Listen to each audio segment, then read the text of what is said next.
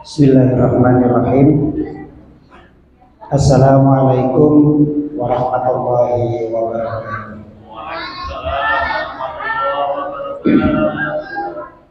Alhamdulillahilladzi arsala rasulahu bil huda wa dinil haqq liyudhhirahu 'ala dini kullihi wa kafa billahi shahida. Asyhadu an la ilaha illallah wahdahu la syarika lah wa asyhadu anna Muhammadan abduhu wa rasuluhu la nabiyya ba'da.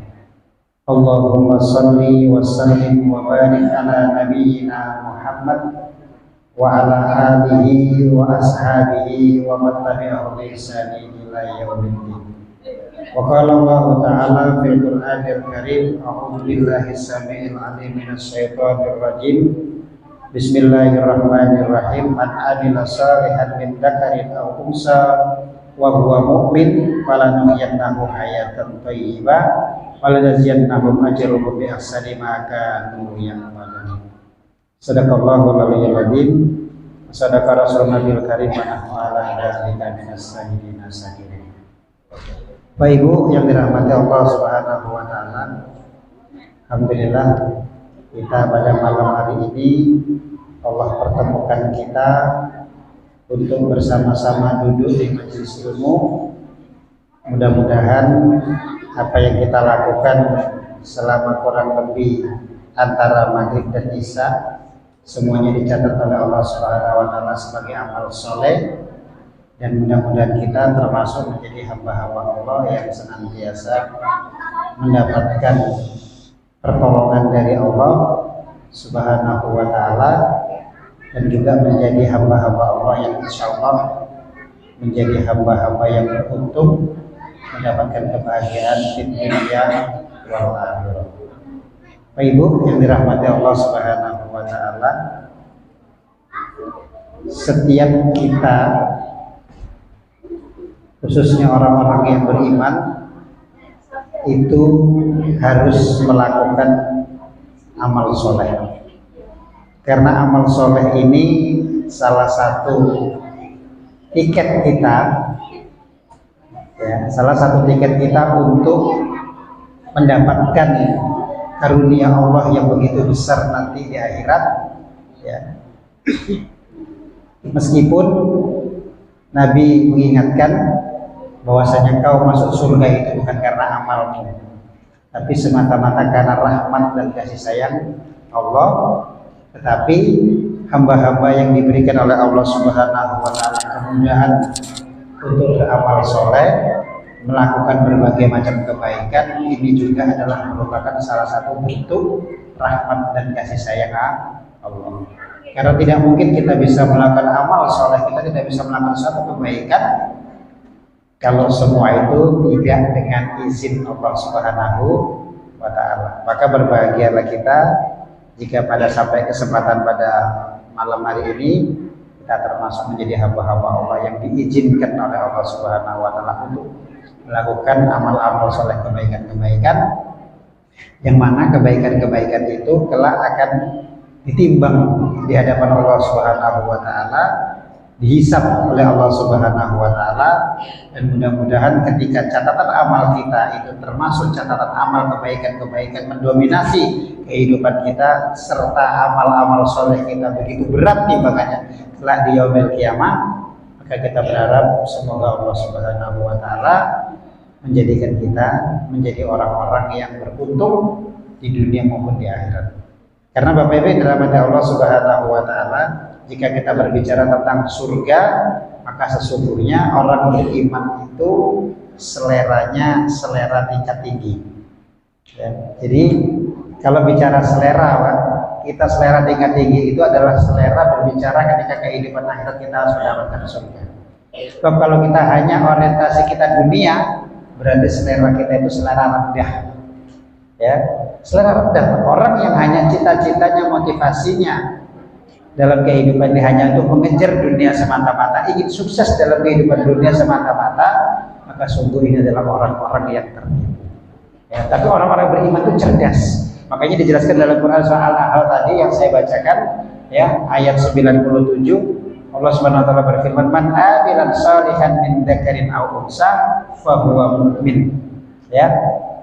Dan barang siapa yang beramal soleh baik dari laki-laki maupun perempuan, ya fahuwa mu'min, wa huwa mu'min dalam keadaan beriman, ya falanuhyiyannahu hayatan thayyibah, maka kami akan berikan baginya kehidupan yang baik di mana? Di dunia. Tetapi tidak cukup sampai di situ, Allah Subhanahu wa taala melanjutkan, ya walanajziyannahum ajruhum bi ahsani ma kanu ya'malun, dan kami akan berikan balasan yang jauh lebih baik ya dari apa yang mereka kerjakan di dunia. Jadi balasan Allah itu nanti jauh lebih baik Pak dari apa yang kita lakukan. Nah, oleh sebab itu kita ke depan dalam pertemuan mungkin 1-2 kali pertemuan ini kita akan membahas amal-amal soleh yang itu ringan, itu mudah, ya, itu mudah sekali kita lakukan, tetapi memiliki nilai bobot, ya pahala yang begitu besar di hadapan Allah Subhanahu wa taala. Nah, ini yang harus kita cari, ya kita usahakan, upayakan ya. Jadi Nabi mengatakan amal itu tidak mesti harus banyak. Ya, amal itu sedikit tetapi kontinu, sedikit tetapi terus-menerus istimror itu jauh lebih baik ketimbang amal itu banyak tetapi kemudian tidak melakukan lagi.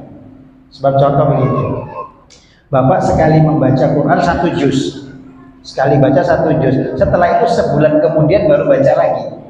Artinya apa? Ada jarak rentang antara kita membaca ke 1 bulan yang akan datang, itu ada sesuatu yang kosong. Tapi kalau Bapak Ibu misalnya memprogramkan setiap hari 1 halaman, 1 halaman, 1 halaman, 1 halaman selama 1 bulan, ya mungkin hasilnya ya sama, misalnya sama-sama 1 juz, tapi kalau 1 bulan terus-menerus 1 halaman mungkin lebih lebih dari 1 juz. Tetapi yang saya maksud adalah setiap hari itu ada catatan amalan-amalan kebaikan yang naik di hadapan Allah Subhanahu wa taala. Sama Pak, ketika Bapak infak sekali, infak 1 juta misalnya, tapi nanti Ramadan baru akan Ramadan yang datang baru infak lagi, artinya masih jadi banyak jeda waktu yang kosong yang kita melakukan kebaikan. Tapi kalau misalnya Bapak Ibu bisa setiap hari komitmen 5.000, 10.000, 5.000 setiap hari loh, seperti itu misalnya ini ya, tetapi itu amal itu terus kita lakukan, maka dalam setahun itu melampaui daripada apa yang kita keluarkan dalam sekaligus dalam jumlah yang besar seperti itu. Nah, oleh sebab itu kajian kita pada malam hari ini saya upayakan mencari hadis-hadis yang membawa kepada kita pada amalan-amalan yang ringan tetapi memberi insya Allah pahala yang sangat luar biasa. Yang pertama adalah menjawab azan, ya, menjawab azan, ya.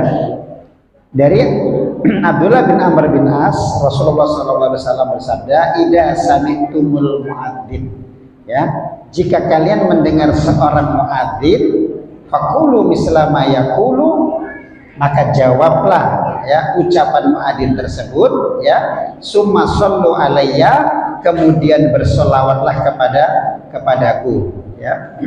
Wa innahu man shalla alayya sholatan sallallahu alaihi biha asron, ya.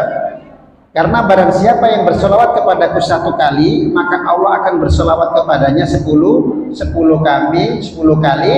Summa sallallahu li wasilata fa innaha manzilatu fil jannah, kemudian mintakanlah untukku wasilah dari Allah karena ia adalah tempat yang ada di surga, ya.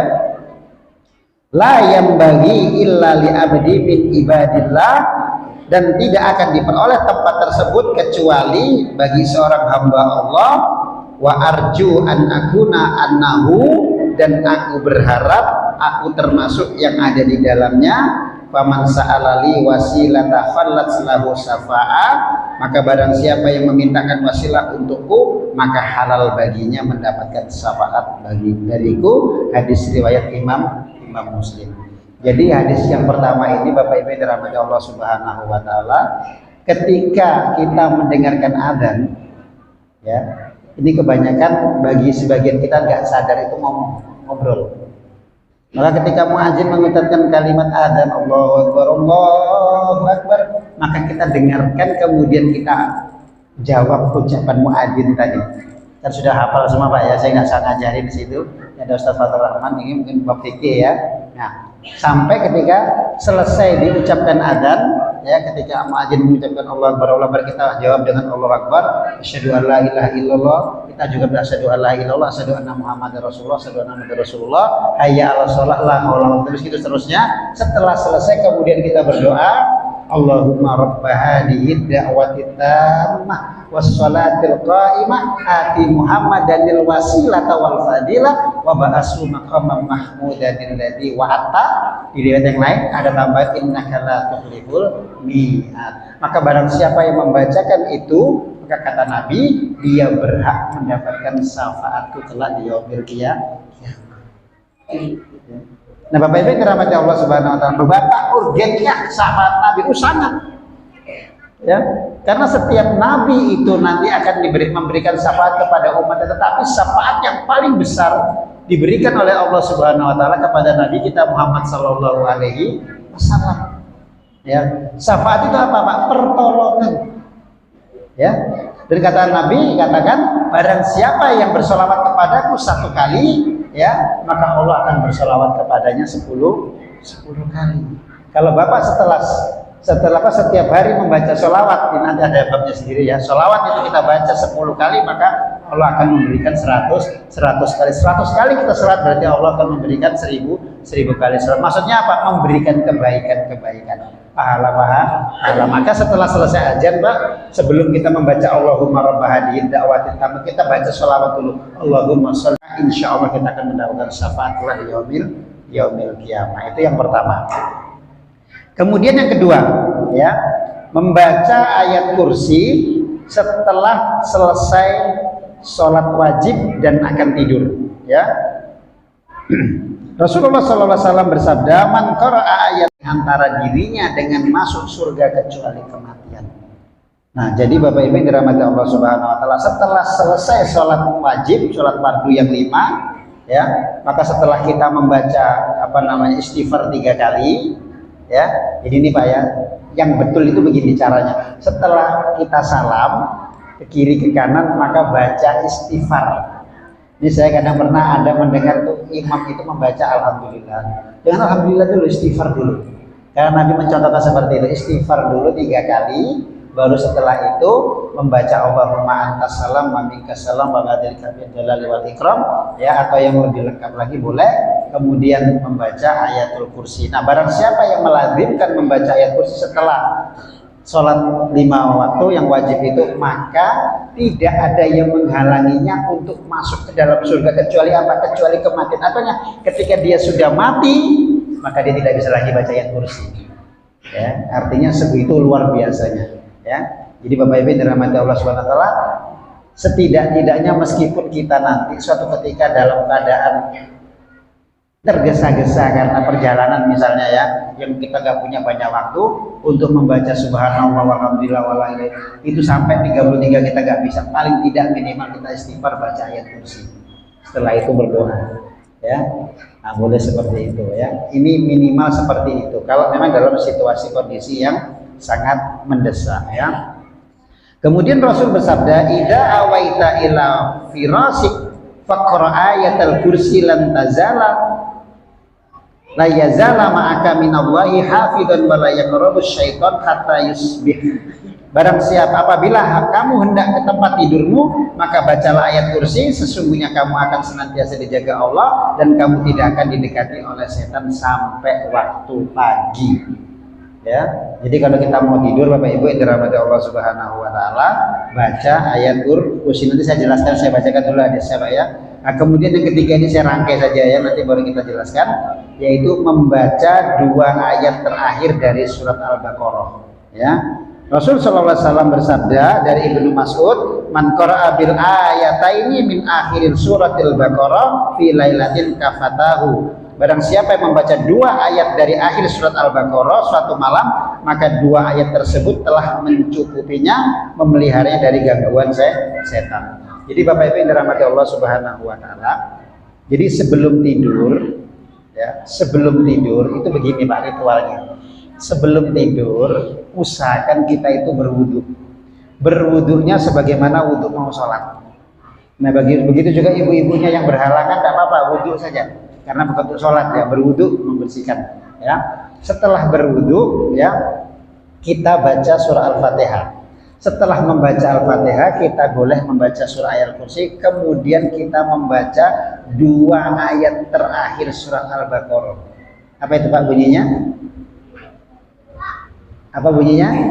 Amanar rasulu bima unzila ilaihi min rabbihi wal mu'minun kulun amana billahi sampai fangsurna adal qaumil kafirin. Nah, setelah itu boleh kita tambahkan dengan membaca Al-Ikhlas 3 kali, Al-Falaq 3 kali, An-Nas 3 kali. Ya, setelah itu membaca doa mau tidur. Nah, baru kemudian ditiupkan kedua telapak tangan, kemudian diusapkan ke seluruh badan kita. Itu yang diajarkan oleh Nabi kita Muhammad sallallahu alaihi wasallam. Salah bentuk ruqyah, salah satu bentuk kita menjaga diri kita dari gangguan setan. Ya. Sebab ya banyak sekali Pak, ya orang-orang yang tidur itu ya, yang dia tidur tidak bangun-bangun lagi. Ya. Saya coba bacakan dalam ayat Quran surat Az-Zumar ya, Quran surat 39. Coba saya kan ayat kurang lebih ayat 40 ya insyaallah. Nah.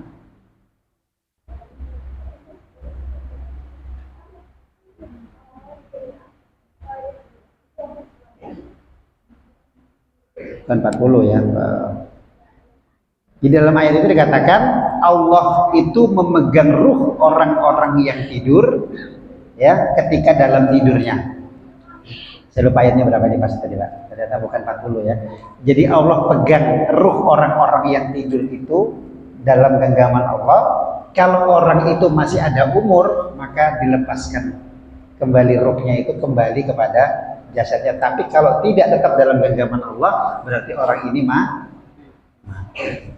Maka ketika kita mati, ya yang sebenarnya hakikatnya tidur itu juga mati, ya, maka kita insya Allah mati dalam keadaan syahid. Insya Allah mati dalam keadaan beriman. Kenapa? Karena kita sudah bertasbih diri kepada Allah. Nah, kemudian ketika itu menimpa kepada kita, maka insya Allah kita mati dalam keadaan husnul khotimah. Nah, makanya Bapak Ibu yang dirahmati Allah Subhanahu wa Ta'ala, mengapa banyak orang tidak dengar azan subuh? Kenapa? Karena dikencingin setan. Dia dalam hadis itu orang yang tidak mendengarkan azan ketika dia tidur, saking lelapnya itu dikencingin setan. Dan salah satu yang bisa mengusir agar setan itu tidak mengganggu kita, bahkan sampai naudzubillah mengencingi telinga kita, ya, salah satunya adalah kita membaca surah Al-Baqarah. Surat apa namanya? Ayatul Kursi Al-Baqarah 255. Ya, sama aja Pak ya, ayat kursi. Allahu la ilaha illa huwal hayyul qayyum la ta'khudhuhu sinatun wa la nawm lahu ma fis samawati wa ma fil ardi man dzal ladzi yashfa'u indahu illa bi'idznihi ya'lamu ma baina aydihim wa ma khalfahum wa la yuhituna bi shay'in min ilmihi illa bima syaa wa syaa kursiyyus samawati wal ardi wa la ya'uduhu hifdhuhuma wa huwal 'aliyyul 'azim. Maka itu kita baca, maka insya Allah Allah Subhanahu Wa Taala akan menjaga kita, memelihara kita dari gangguan setan sampai waktu pagi. Ya. Baik, selanjutnya Bapak Ibu dirahmati Allah Subhanahu Wa Taala, ya, membaca doa selesai wudhu. Ya, membaca doa selesai wudhu. Nah ini mungkin bagi kita selama ini mungkin sering kita lakukan, tapi kita tidak tahu ada apa di balik itu kan begitu ya. Rasul sallallahu alaihi wasallam bersabda, "Ma minkum min ahadin yatawaddo." Tidaklah salah seorang dari kalian berwudu ya. Wa yusbihu wudu, kemudian dia membaguskan wudunya. Ya, artinya membaguskan wudunya itu wudunya betul-betul sempurna. Ini sebelum saya lanjutkan hadisnya begini, Pak. Jadi wudhu yang bagus itu begini, kita mengambil air ya dari keran itu, kemudian kita ke mulut ya, kita kumurkan 3 kali. Setelah itu kita boleh istimsar. Istimsar itu atau istimsak itu mengambil air, kemudian menghirupnya sampai ke hidung, kemudian dikeluarkan. Nah setelah itu membasuh biwujuhikum, kemudian membasuh wajah. Membasuh wajah itu semua Pak, namanya wajah itu seperti ini, dibasuh ya. Nah seperti itu, kemudian wa arjulahum ilal marafiq, kemudian basuh tangan sampai ke siku. Ingat, membasuh tangan itu biaidikum ilal mar, sampai ke siku, jangan dibalik Pak. Kadang orang berwudu itu begini, ini salah. Jadi berwudu itu dari telapak tangan begini ya, jari sampai ke siku. Nah begini, jangan begini. Saya sering melihat orang wudu itu begini. Nah ini nggak benar. Jadi begini ya, 3 kali ya. Sunnahnya 3 kali. Sekalipun boleh, kalaupun memang itu merasa cukup. Tapi kalau ingin sempurna 3 kali.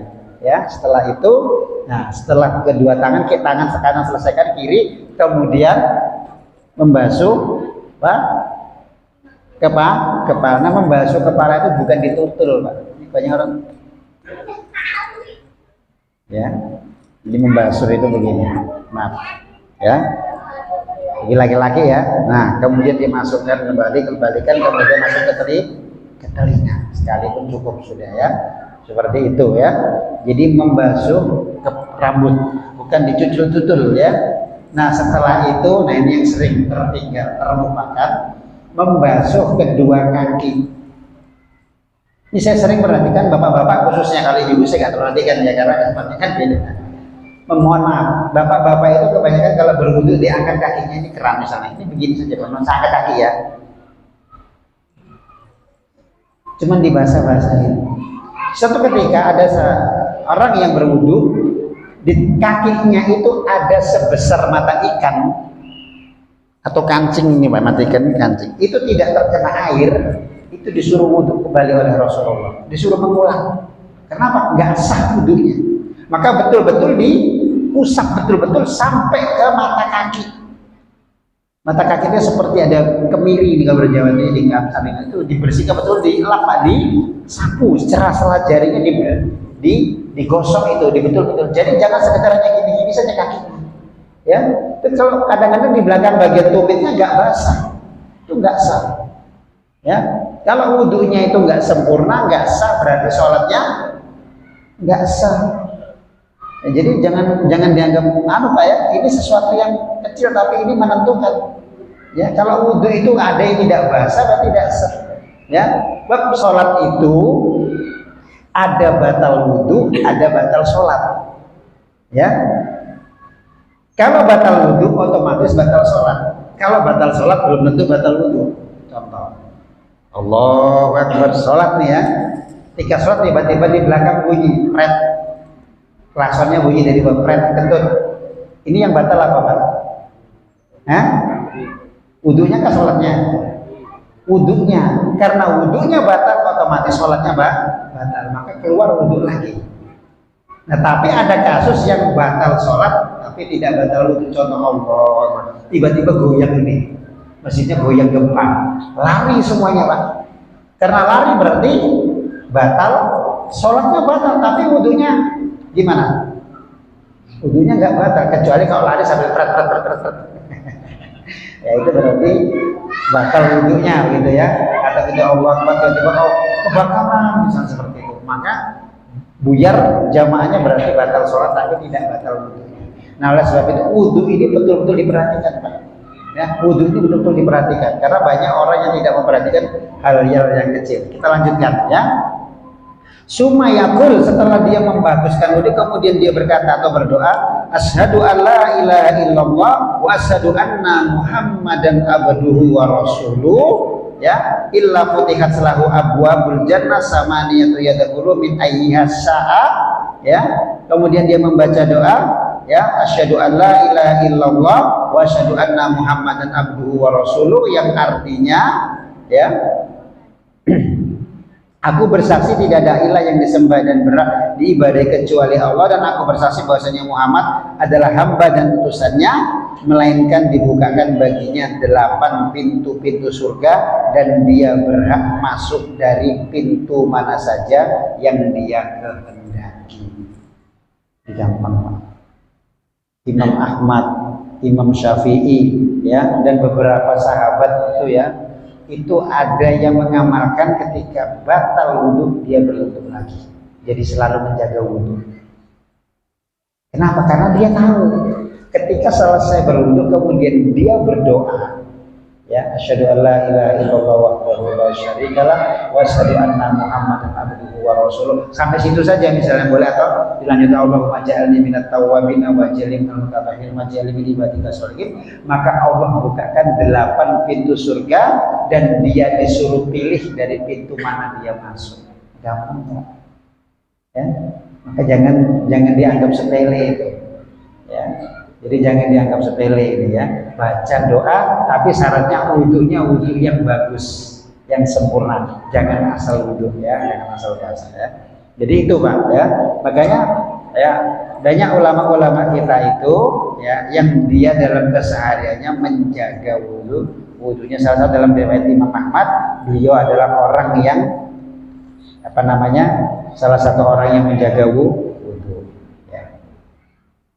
Kemudian yang kelima, tadi ulang wudhunya tadi. Belum dengar ini. Oh, belum dengar.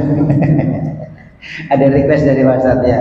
Jadi wudhu yang sempurna ya.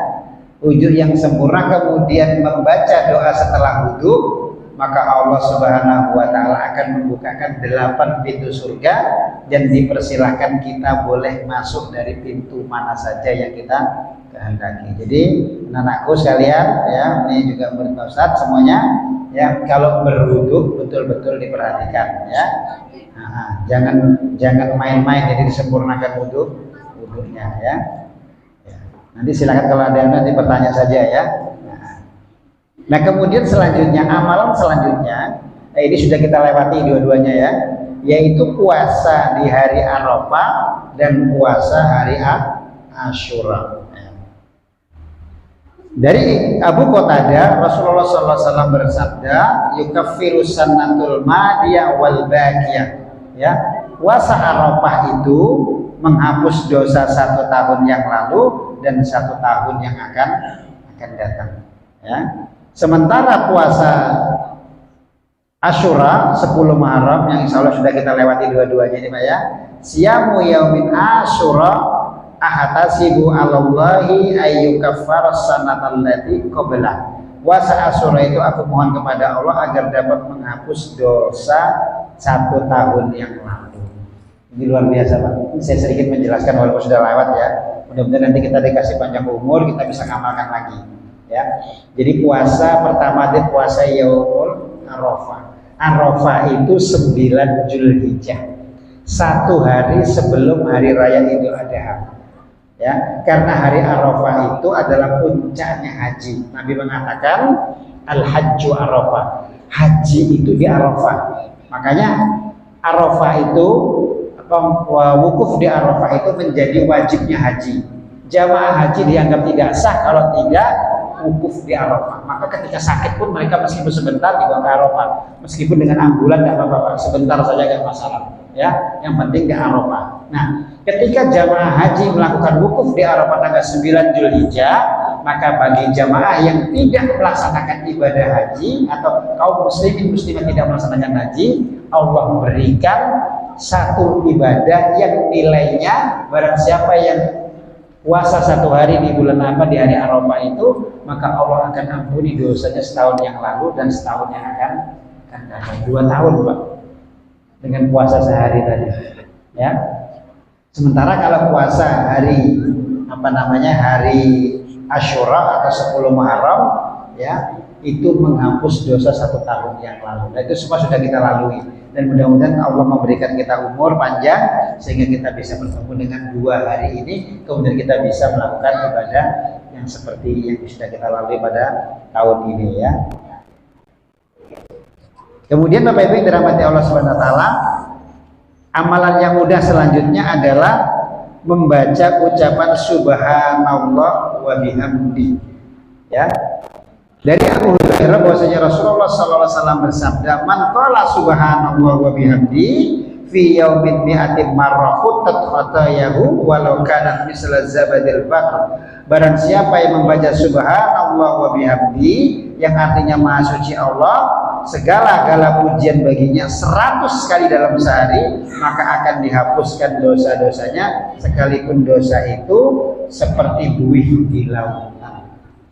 Jadi kita baca Pak, subhanallah wa bihamdi, subhanallah wa bihamdi, subhanallah wa bihamdi Berapa? Satu hari 100 kali. Tapi kalau Bapak sekali duduk 100 kali nggak monggo bisa. Kan subhanallah bihamdi, subhanallah bihamdi, subhanallah bihamdi. Kan mudah Pak ya. 100 kali itu paling 1 menit setengah selesai. Maka kata Nabi ya, Allah akan mengampuni dosa kita meskipun dosa itu sebanyak wih di lautan. Lautan itu luar biasa luasnya Pak. Ya, jadi dengan bacaan itu saja Allah akan memberikan ampunan. Nah kemudian di hadis yang lain dalam riwayat Rasul bersabda, kalimatani hafifatani alal lisan. 2 kalimat yang ringan diucapkan oleh lisan, sakilati fil mizan, dan memiliki bobot yang berat dalam timbangan Allah, habibatani ilar rahman, dan dicintai oleh ar-rahman, maksud cintai oleh Allah subhanahu wa ta'ala, yaitu kalimatnya subhanallah wa bihamdi subhanallahil azim. Nah jadi yang pertama tadi subhanallah wa bihamdi 100 kali dalam sehari, atau sekali duduk 100 kali Allah ampunkan dosa kesalahan kita meskipun sebanyak wih di lautan. Nah kemudian kalimat satunya lagi subhanallah wa bihamdi subhanallahil azim. 2 kalimat itu ringan kita ucapkan oleh lisan kita ya, dan dicintai oleh Allah subhanahu wa ta'ala, dan memiliki bobot beban kelak di yaumil kiamah ketika ditimbang itu berat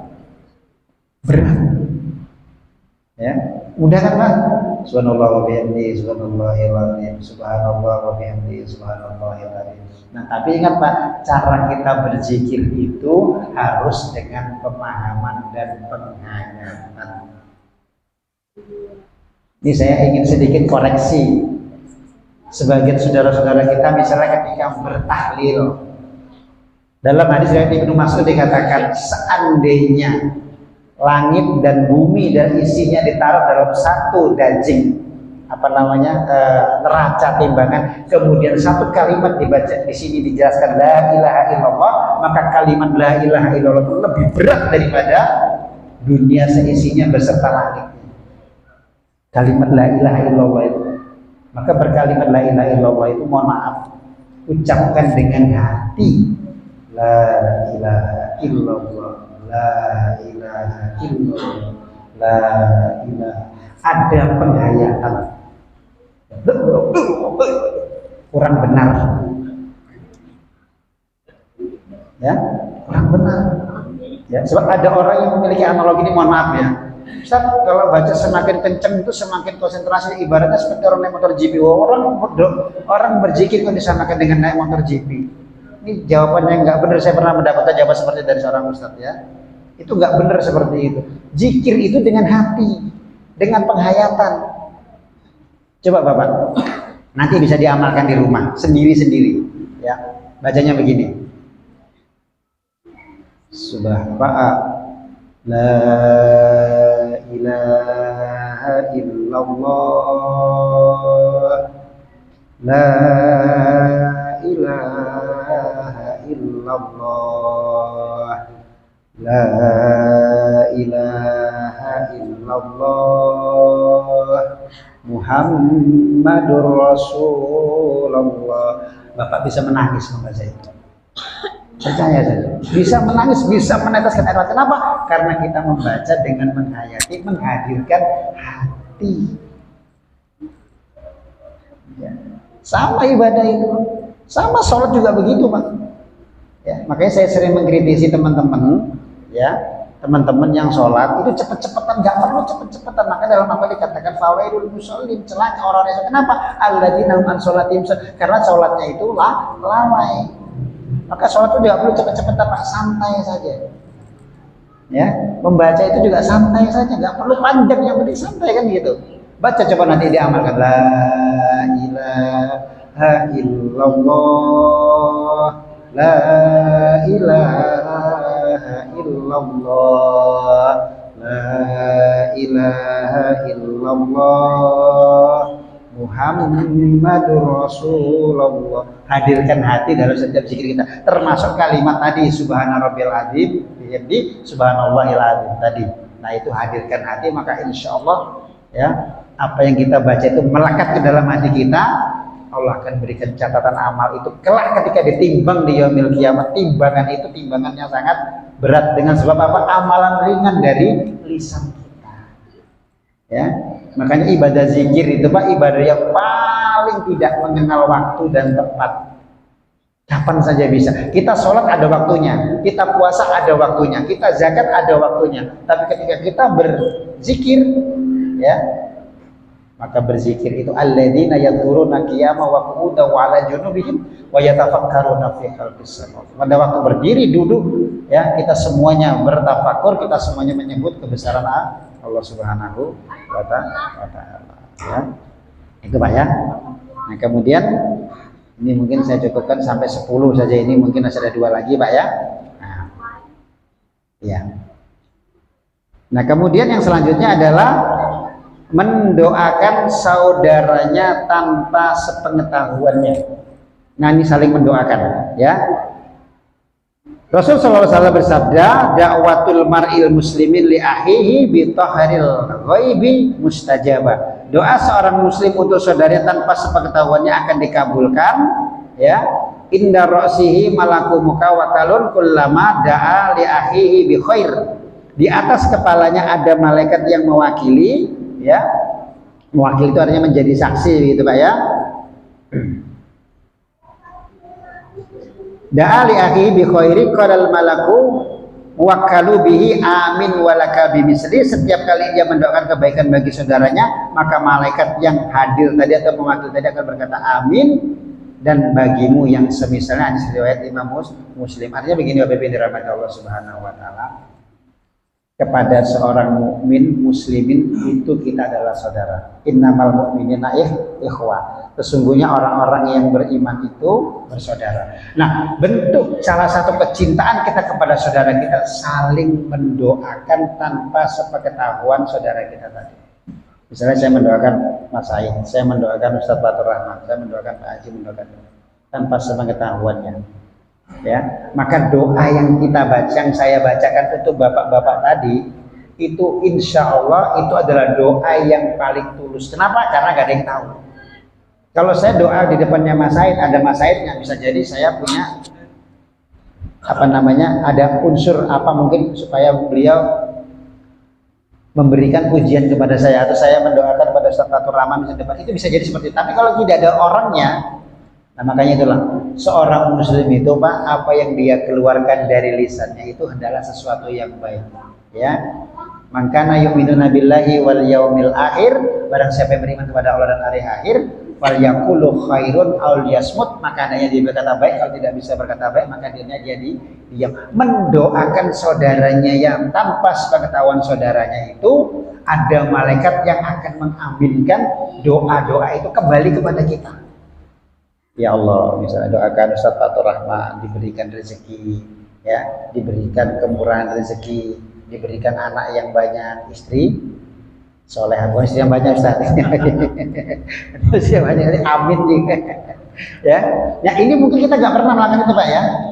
Pernah nggak kita mendoakan saudara kita, ya Allah berikan dia kekayaan, ya Allah berikan dia kemudahan, berikan lancarkan dia rezekinya, pernah nggak kita seperti itu? Tidak kan Pak? Yang selalu kita doakan diri kita dan keluarga kan begitu.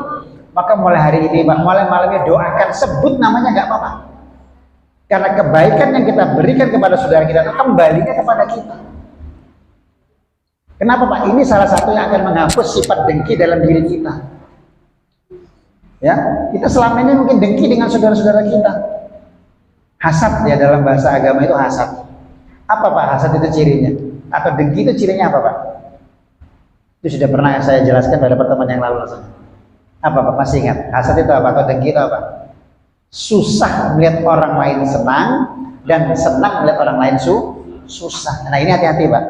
Kalau kita melihat ada saudara kita dapat nikmat, dapat kebaikan dalam hal apapun, nah biasanya hasad itu masalah dunia ya. Kita yang sakit hati, kita nggak terima, nah kita hasad. Ya, tetangga beli AC, kita yang kedinginan. Ya, tetangga itu beli AC, kita yang menggigil. Dengar dia beli mobil, kita kena tekanan, masuk rumah sakit. Dengar dia naik jabatan, tambah lagi. Dengar dia kawin lagi, ya itu sudah mati kita, tidak terima. Ya, dia berbicara dirahmati Allah Subhanahu wa taala. Dan susah ketika melihat orang lain senang melihat orang lain susah. Ini hati-hati Pak. Ketika ada orang mendapat musibah, kita tersenyum, tapi senyum kita itu senyum yang membawa kebahagiaan. Walaupun kita tidak mengatakan, tapi kita itu hati-hati Pak. Artinya kita bahagia di atas penderitaan saudara kita, maka itu kedengkian.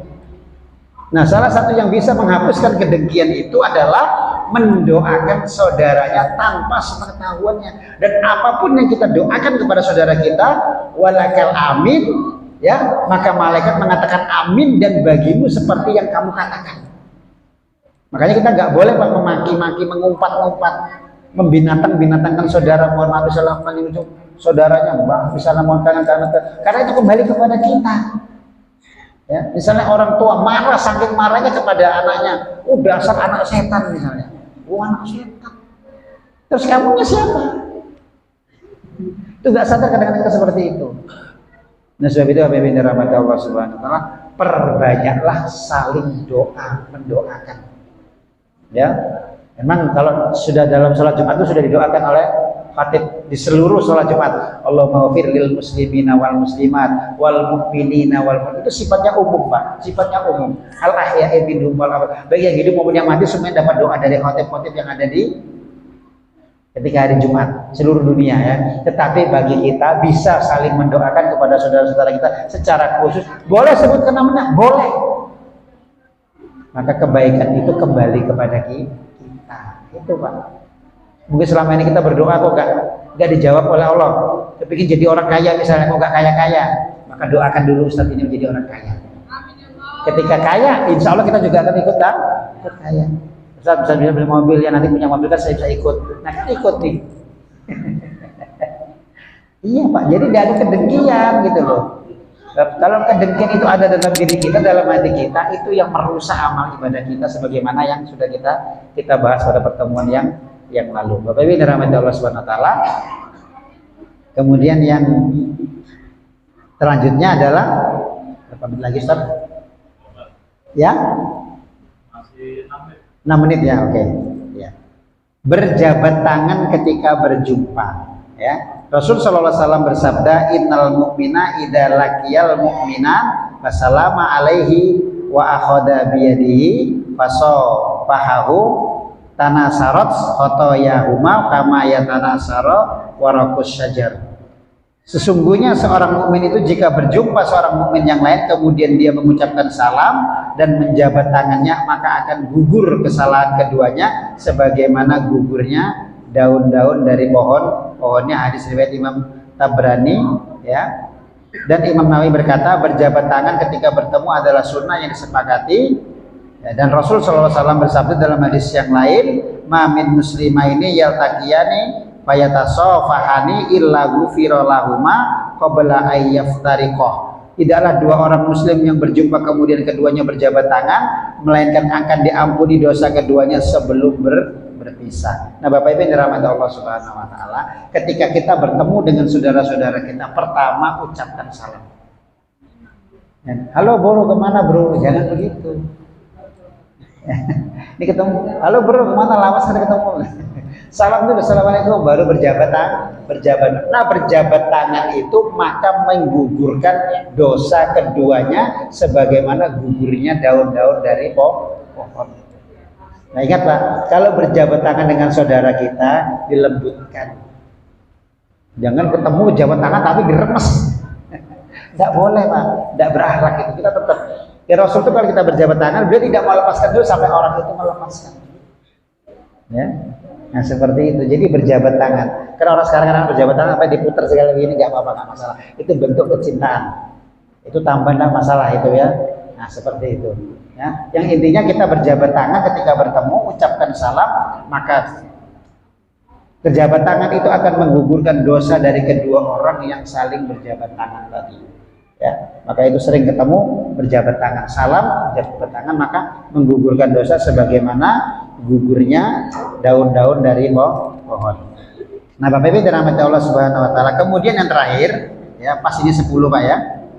Nah, yang terakhir adalah menjenguk orang sakit. Nah, ini sudah kita bahas kemarin, tidak apa-apa saya ulangi kembali ya. Menjenguk orang yang sakit ya. Rasul sallallahu alaihi wasallam bersabda, ya, hakul muslimin alal muslimin sittun. Hak seorang muslim terhadap muslim lain itu ada 6 perkara. Kila mahunna ya Rasulullah. Para sahabat bertanya, apa saja ya Rasulullah? Qala Rasulullah sallallahu alaihi wasallam, bersabda Rasulullah sallallahu alaihi wasallam, idza laqiyatu fasallim alaihi, ya. Dan apabila engkau bertemu dengannya, maka ucapkanlah salam kepadanya. Wa idza da'aka fa'ajibahu, dan apabila dia mengundangmu maka penuhilah undangannya, ya. Wa idastan sahaka fansah lahu, dan apabila dia meminta nasihat kepadamu maka nasihati, ya. Wa idza atasa fahamidallahu fasamidhu, dan apabila dia bersin maka kemudian dia mengucapkan alhamdulillah, maka doakanlah dengan bacaan yarhamukallah, ya. Wa idza marida fa'udahu, dan apabila dia sakit maka jenguklah. Wa idza mata fatabihu, dan apabila dia meninggal maka irikilah. Itu 6 hal kewajiban kepada sesama muslim. Nah, kemudian Rasul mengatakan, man ada maridan lam yazal fi khurfatil jannati hatta yarji'a. Barang siapa yang menjenguk orang sakit seolah-olah dia memetik buah-buahan surga sampai dia kembali. Nah, jadi ketika ada orang yang sakit, Pak, ini saya ulang lagi kembali ya pelajaran bulan yang lalu. Ketika ada saudara kita yang sakit, maka hendaknya kita menjenguknya, ya. Pertama, itu adalah hak seorang muslim terhadap muslim yang lainnya, ya. Kenapa? Karena menjenguk orang yang sakit itu pahalanya sangat luar biasa, ya. Di hadis yang dikatakan, barang siapa yang menjenguk di pagi hari maka dia mendapatkan doa 70.000 malaikat dari pagi sampai sore, dan barang siapa yang menjenguk di sore hari maka mendapatkan doa dari malaikat 70.000 dari sore sampai ke pagi, begitu kebalikannya. Dan dalam hadis ini katakan seperti mendapatkan memetik buah-buahan dari surga. Maka ketika kita menjenguk saudara-saudara kita yang sakit, maka hendaklah, ya, kita lakukan dengan perbanyak doa untuk saudara-saudara kita yang sakit, ya. Saya ulang kembali sebagaimana adabnya kemarin yang disampaikan oleh Imam Abu Lain Samarkandi, menjenguk orang yang sakit itu ada adabnya, ada tata caranya. Pertama, ya, jangan tengah malam. Kemarin Ustaz nggak ada, ya, ini saya ulang, ya, jangan tengah malam, karena malam itu waktunya istirahat. Dan yang kedua, jangan lama-lama, Pak. Menjenguk orang sakit cerita politik, cerita bola nggak selesai, ya. Nah, kemudian ketika kita menjenguk orang yang sakit, boleh membawakan hadiah, ya, sebagai bentuk perhatian kita kepada saudara kita. Dan yang keempat, menjenguk orang yang sakit itu jangan jujur. Tidak boleh jujur, Ustaz. Pian garing apa, pian sakit apa, misalnya nih, ya, kanker stadium 4, insya Allah sembuh, tidak ada penyakit dan tidak ada obatnya, kan gitu. Jangan jujur. Pak, betul ini seperti teman saya kemarin, Pak, sama kayak ini sudah stadium 4 kan, seminggu mati. Itu jujur, Pak, tapi jujur yang justru malah membuat orang semakin shock, ya.